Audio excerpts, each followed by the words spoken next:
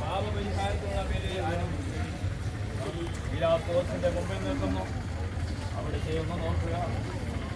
ചമ്മട്ടി അടിയേറ്റ ശരീരം, രക്തത്തിൽ ഒട്ടിപ്പിടിച്ച വസ്ത്രങ്ങൾ, ഉറക്കമഴിഞ്ഞ കണ്ണുകൾ, ഈണത്താൽ വിറയ്ക്കുന്ന കൈകാലുകൾ, ആദിക്ക് വരണ്ട നാവ്, ഉണങ്ങിയ ചുണ്ടുകൾ.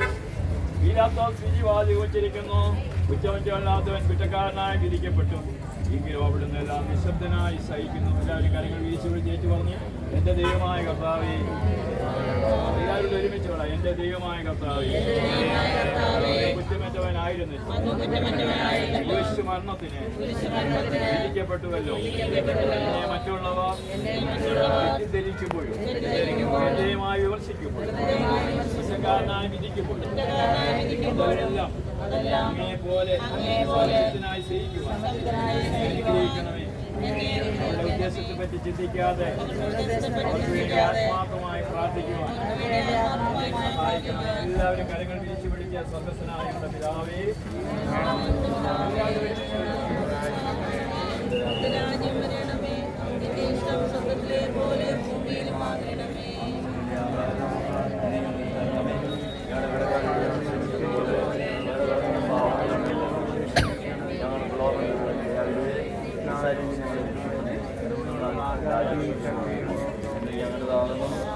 ദൈവകൃപ നിറഞ്ഞ മറിയമേ, സൃഷ്ടി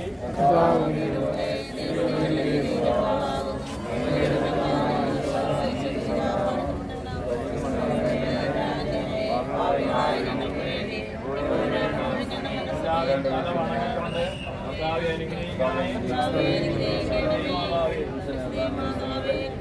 കർത്താവിന്റെ ഞങ്ങളുടെ ഹൃദയത്തിൽ പതിപ്പിച്ചുള്ളത്. നമ്മളെ ഇത് നടത്തുന്ന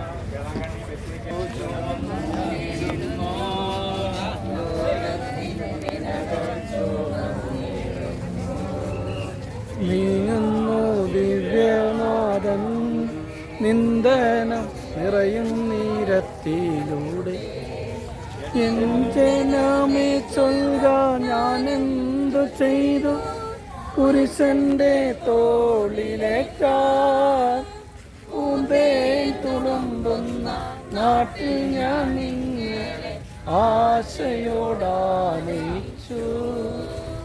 എന്തേ ഇതം നിങ്ങളെല്ലാം മറന്ന് ആത്മാവിലാതങ്കമേറ്റി.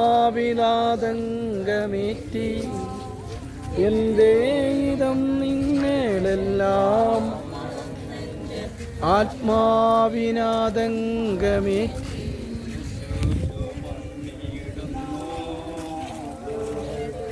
വിനകൾ ചുമന്നിടുന്നു.